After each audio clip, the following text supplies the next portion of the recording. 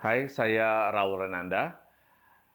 Saya akan membuat channel ini untuk membahas mengenai isi dari buku saya, yaitu 99 untuk arsitek, yang saya terbitkan kurang lebih 10 tahun yang lalu. Dan waktu itu saya belum mencapai umur 40 tahun.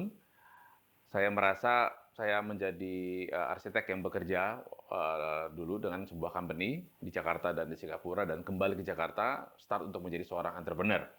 Namun saya tidak mempunyai bimbingan atau mentor untuk menjadi seorang arsitek.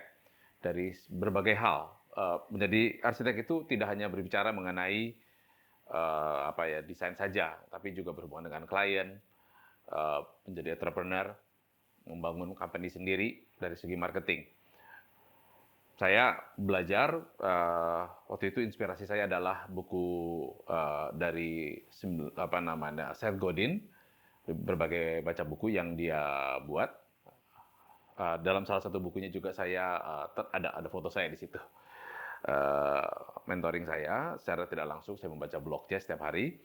Lalu majalah Fast Company, uh, itu majalah yang saya baca, ya, dari terbitan pertama saya terus mungkin selama setahun atau 2 tahun saya baca terus. Majalah Inc juga menjadi inspirasi saya.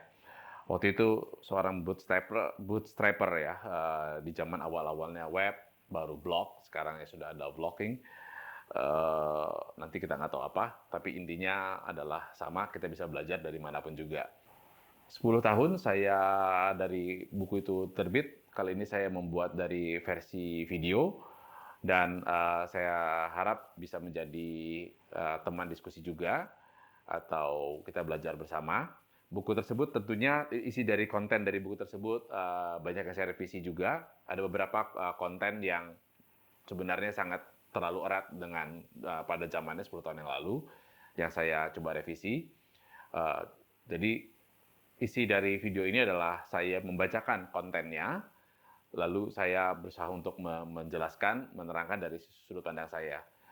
Again, di sini saya tidak mengajari, kita sharing aja. Saya bisa salah tentunya, dan input dari pemirsa atau teman-teman yang arsitek yang mempelajari dari buku ini juga kita pelajari bersama-sama tentunya.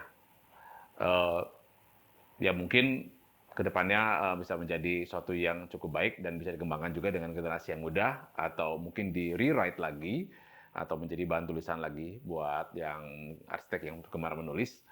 Itu menjadi satu panduan yang cukup baik buat kita bersama. Tujuannya adalah supaya kita merasa dalam membangun karir kita merasa tidak sendirian. Oke, demikian pengantar dari saya. Silahkan ya coba nikmati dan pahami. Kita bersama-sama belajar dari konten dari buku 99 untuk arsitek ini. Nomor 99. Ada dua tipe arsitek sukses. Pertama, tipe arsitek yang berhasil dengan karya yang luar biasa, seperti halnya seorang seniman. Tidak semua orang ditakdirkan untuk menjadi seorang yang sukses dengan karya-karyanya. Bukan kitalah yang dapat menentukan apakah kita telah menjadi arsitek sukses dengan desain-desainnya. It just happen. Kedua, tipe arsitek yang justru sukses karena kepribadiannya, cara berbicara, cara memahami inti sebuah proyek, cara berhubungan antar manusia, serta antar kita dan klien. Tipe kedua ini siapapun dapat melakukannya, dan tentu dapat kita lakukan sekarang juga. Just do it.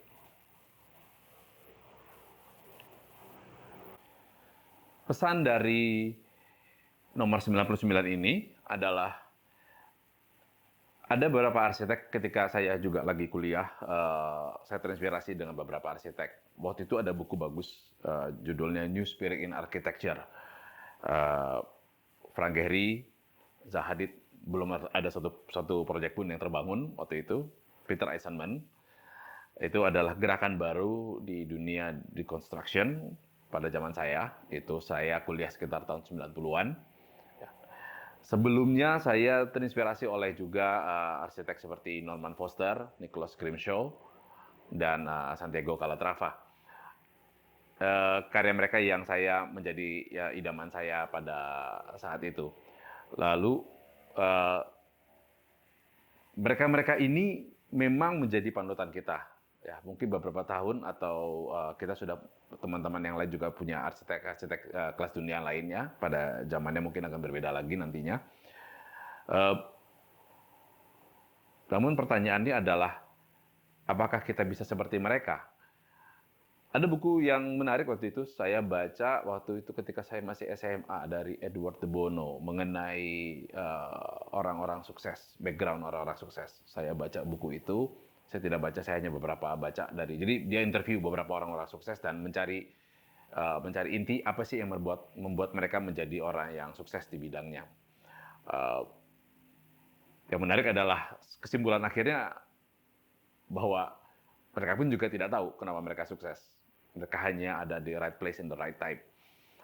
Ya, jadi apapun yang kita lakukan, pertanyaannya selalu gampang ya.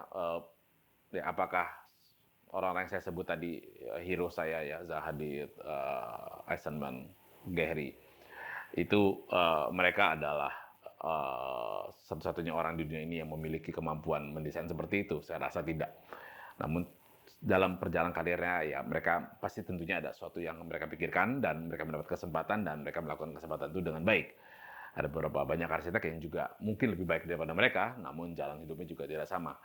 Dan bila kita sudah mencapai itu, kita pun juga bisa untuk apa ya, mempunyai kesempatan lah untuk mempunyai kesempatan untuk menjadi arsitek yang terbaik.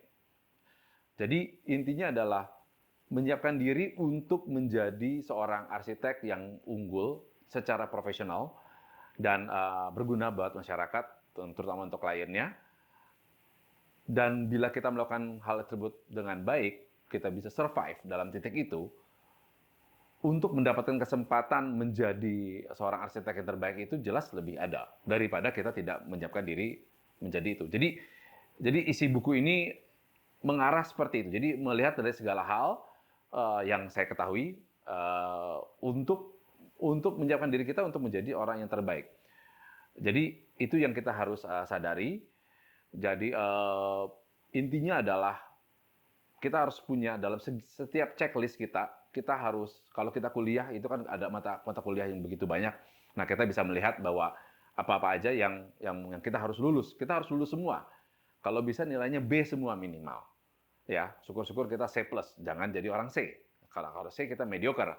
Nah, itu kita harus checklist semuanya, ya, gambar kita sudah benar belum, bagaimana kita berbicara dengan orang lain, bagaimana kita membuat marketingnya. Semuanya dilakukan dengan baik, checklist tersebut tentunya menjadi orang yang istimewa hanya satu langkah saja. Ya, karena kembali lagi, semua orang yang istimewa tersebut mereka sudah punya checklist yang sama juga. Jadi checklist yang terhadap semua list yang kita harus unggul di setiap bidang itu menjadi apa yang harus sudah kita lakukan juga sebagai seorang arsitek. Jadi kembali lagi ya intinya terus belajar dan mempelajari dari segala banyak hal ya, karena by the end of it arsitek tidak hanya menggambar saja tapi mewujudkan kepercayaan yang diberikan oleh klien kepada kita.